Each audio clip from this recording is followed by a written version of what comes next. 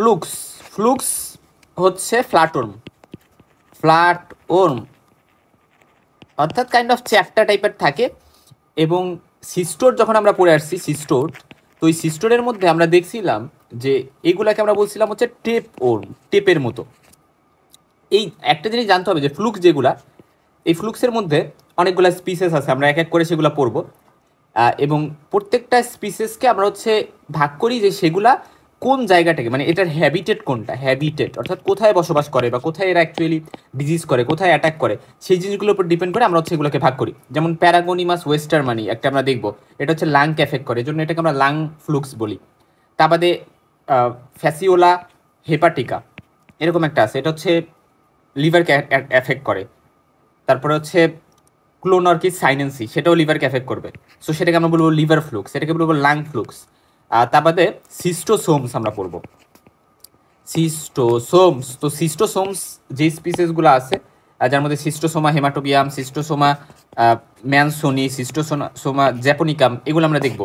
ঠিক আছে, এইগুলো আমরা দেখবো যে দেখা যায় এরা হচ্ছে ভেনাস যে প্লেক্সাস থাকে, ভেনাস প্লেক্সাসে এরা হচ্ছে মেনলি থাকে। এবং এই জন্য এই যে যেহেতু হ্যাবিটেট ভেনাস প্লেক্সাস, তাই এদেরকে আমরা বলি হচ্ছে ব্লাড ফ্লুক্স। ঠিক আছে, এই জিনিসটা খুব ইম্পর্টেন্ট সিস্টোসোমসগুলোকে। এর মধ্যে হেমাটোবিয়াম আর জ্যাপোনিকাম এরা কিন্তু ক্যান্সার করতে পারে। এইদিকে হচ্ছে ক্লোনোরকাস সাইনেন্সিস, যেটা আমরা পড়বো যে ক্লোনোরকাস সাইনেন্সিস যেটা, এটাও কিন্তু ক্যান্সার করতে পারে। সো কিছু আছে আমরা জানলাম যে এখানে ফ্লুক্সের মধ্যে কিছু আছে যেগুলো কার্সিনোজেনিক, ক্যান্সার করতে পারে।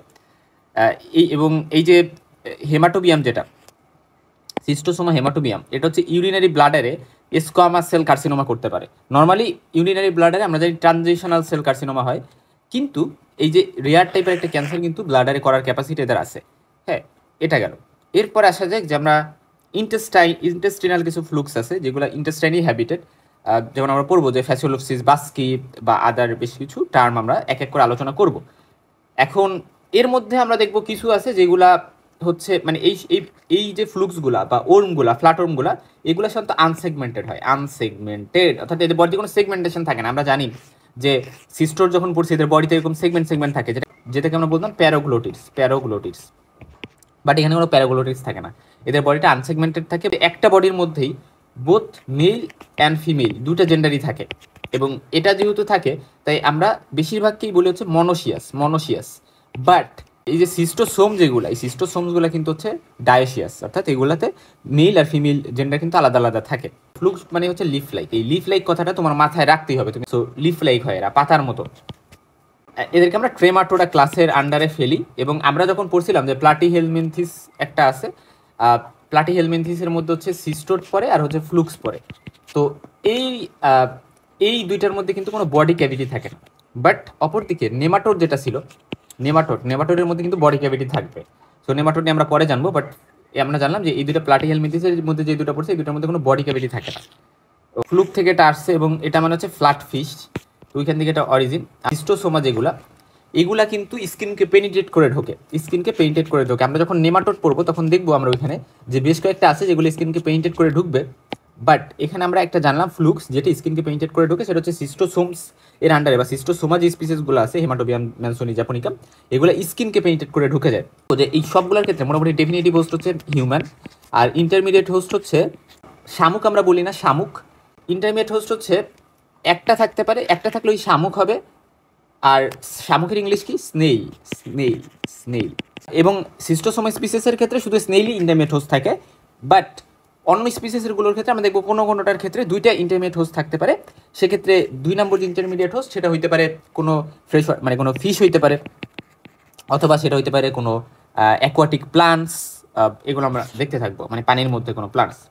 ইনফেক্টিভ ফর্ম অন্যান্য স্পিসিসগুলোর ক্ষেত্রে মেটাসার্কারি ইনফেক্টিভ ফর্মটা থাকে, এবং এটা যখন কোনো ক্রাব বা ফিশের মাংস ফিশ খাওয়া হচ্ছে সেটার মাধ্যমে, যেমন প্যারাগোনিমাস ওয়েস্টারম্যান হচ্ছে ক্রেব বা ফিশ ফ্লেশ খাইলে সেখান থেকে এই ইনসিস্টেড মেটাসার্কারিটা বডিতে ঢুকবে মানুষের, এবং সেখান থেকে এই ইনফেকশনটা হবে। তারপরে অ্যাকোয়াটিক যে ভেজিটেবলসগুলো আছে যেমন ফেসিওলেপসিস বাস্কি, ফেসিওলা হেপাটিকা, ওয়াটসনি, সো এগুলা হচ্ছে এভাবে ছড়াইতে পারে। ফিশের থ্রুতে ক্লোনোরকিস সাইনেন্সিস, হেটারোফাইসিস, মেটাগোনিমাস, ইয়োকোগাওয়াই, সো এগুলো ছড়াইতে পারে। এখানে মনে রাখবা মেডিকো লিগালি ইম্পর্টেন্ট, মানে সরি মেডিকো লিগালি না, মেডিকালি। হ্যাঁ, আসলে ফরেন্সিক মেডিসিন আমি পড়াইতো, তো ফরেন্সিক মেডিসিন পড়াইতে মেডিকো লিগালি ওয়ার্ডটা আমার কাছে মানে খুব বেশি কমন হয়ে গেছে। প্যারাগোনিমাস ওয়েস্টারমানি যেটা লাং ফ্লুক, এটা আমাদের লাগবে। ফ্যাসিওলিপসিস বাস্কি যেটা ইন্টেস্টাইনাল ফ্লুক, এটা আমাদের লাগবে। হেপাটিকা যেটা এটা লিভার ফ্লুক, এটা আমাদের লাগবে। আর ক্লোনোরকাস সাইনেন্সিস এটাও আমরা আলাদা করে, লিভার ফ্লুক এটাও আলাদা করে আলোচনা করবো। সেই কয়টা আমাদের জন্য ইম্পর্টেন্ট। এবং সিস্টোসোমা স্পিসিসের মধ্যে তিনটেই আমরা আলোচনা করব, যে সিস্টোসোমা হেমাটোবিয়াম, ম্যানসোনি আর জাপোনিকা। এই নামগুলো আস্তে আস্তে প্র্যাকটিস করতে করতে মনে থাকবে। হ্যাঁ, ওকে।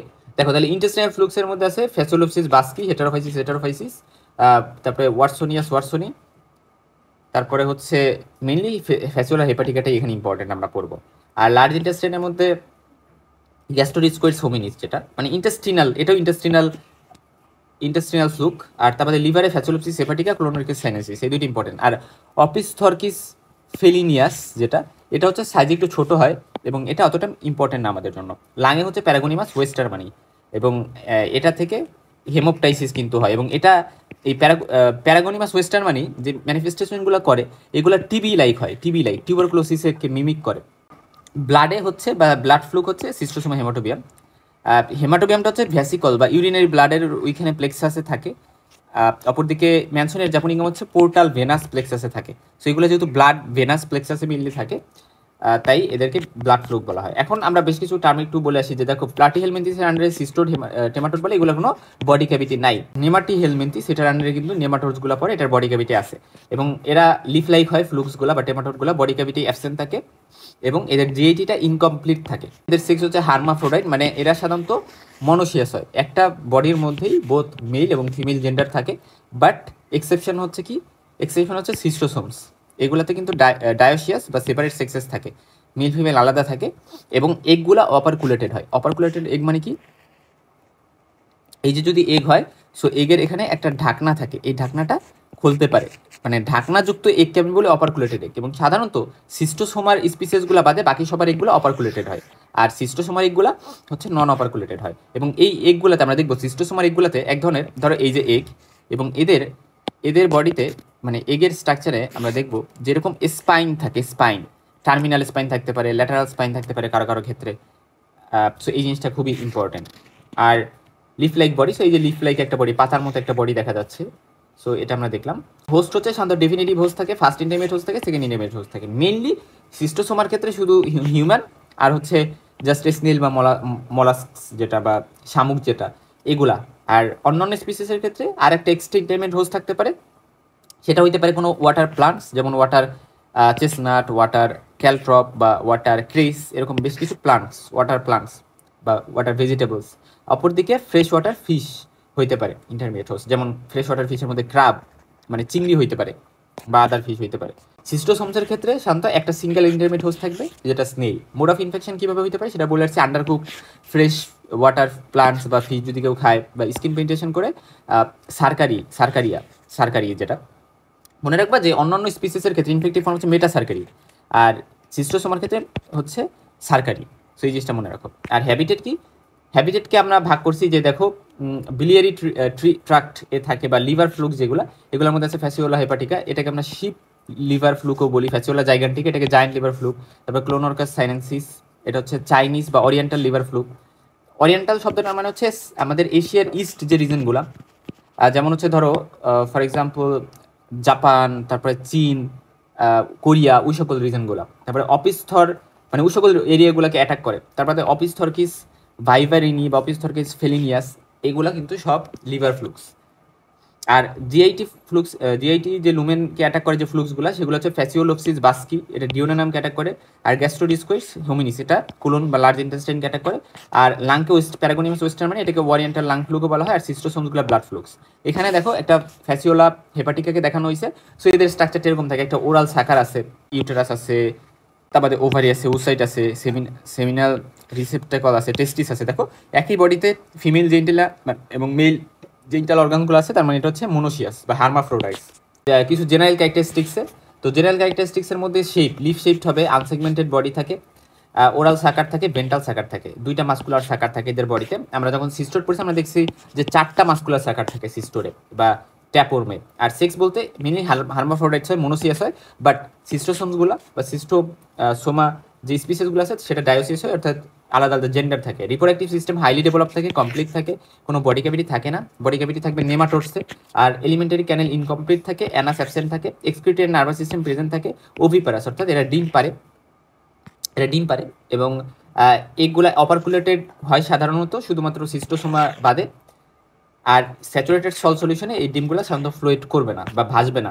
লাইফ সাইকেল যদি বলি, ডেফিনিটেবলস তো হিউম্যানের মধ্যে অ্যাডাল্ট ওর্মটা থাকবে ফ্লুক্সের। এরা ইন্টারমিডিয়েট হোস্ট হিসেবে ফ্রেশ ওয়াটার স্নেইল বা মলাস্ক যেটাকে আমরা বলতেছি, এটার মধ্যে লার্ভাল ডেভেলপমেন্ট হয়, যেহেতু এরা ইন্টারমিডিয়েট হোস্ট।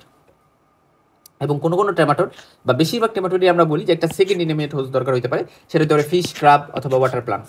ফার্স্টে অ্যাডাল্ট ওর্ম হিউম্যানে ফার্টিলাইজড এগসগুলা মানে ডিম পারবে এবং এই এগগুলা হচ্ছে হিউম্যানের ফিসিস দিয়ে এক্সক্রিটেড হবে। আচ্ছা, এখানে একটা কথা আমি বলি, যেমন ধরো প্যারাগোনিমাস ওয়েস্টারমানি, এটার ক্ষেত্রে কিন্তু স্পুটাম দিয়ে এগুলা বের হবে। স্পুটাম যেহেতু এটা হচ্ছে রেসপিরেটরিকে অ্যাটাক করে, সো স্পুটাম দিয়ে। অপরদিকে সিস্টোসোমা হেমাটোবিয়াম, এটার ক্ষেত্রে যেহেতু এরা ব্লাডারকে অ্যাটাক করবে, ইউরিনারি ব্লাডারকে, তাই এরা হচ্ছে ইউরিনারি রুটে বা ইউরিনের থ্রুতে কিন্তু বেরোবে। সো আর বাকিগুলোর ক্ষেত্রে ফিসিস দিয়ে বেরোবে, বাট মানে ইন্টেস্টাইনকে যেগুলো অ্যাটাক করতেছে বা ইন্টেস্টাইনের সাথে অ্যাসোসিয়েট, সেগুলো তো ফিসিস দিয়ে বেরোচ্ছে বাট এই দুইটার ক্ষেত্রে কিন্তু এরকম এক্সেপশনাল থাকতে পারে। তারপর হচ্ছে ওয়াটারে তো এগুলো বেরোলো এবং যখন বেরোলো সেটা আনইমব্রায়োনেটেড এগ ছিল। ওয়াটারে যখন আসলো তখন সেটা ইমব্রায়োনেটেড হইলো এবং মিরাসিডিয়াম লার্ভা তে হচ্ছে ওটা কনভার্ট হয় এগগুলা। এবং এই মিরাসিডিয়াম লার্ভাটা হচ্ছে মানে এটা কিন্তু বাহিরেই হচ্ছে, পরে সেটা হচ্ছে যখন স্নেল বা শামুককে পেনিট্রেট করে ঢোকে এবং পরবর্তীতে মিরাসিডিয়ামটা শামুকের মধ্যে যায়, বিভিন্ন স্টেজ পার করে সার্কেরিয়া হয়। তো এটা মিললে আমরা হচ্ছে সিস্টোসোমার কথা বললাম, যে সিস্টোসোমায় তো সার্কেরি ইনফেক্টিভ ফর্ম। সিস্টোসোমার ক্ষেত্রে সার্কেরি আর অন্যান্যগুলোর ক্ষেত্রে মেটাসার্কেরি, এটা আমরা জানি। এখন আসো যে হিউম্যানের ক্ষেত্রে মেটাসার্কেরি ইনজেকশন করলে আর সার্কেরিটা তো স্কিন পেনিট্রেশন করে ঢুকবে।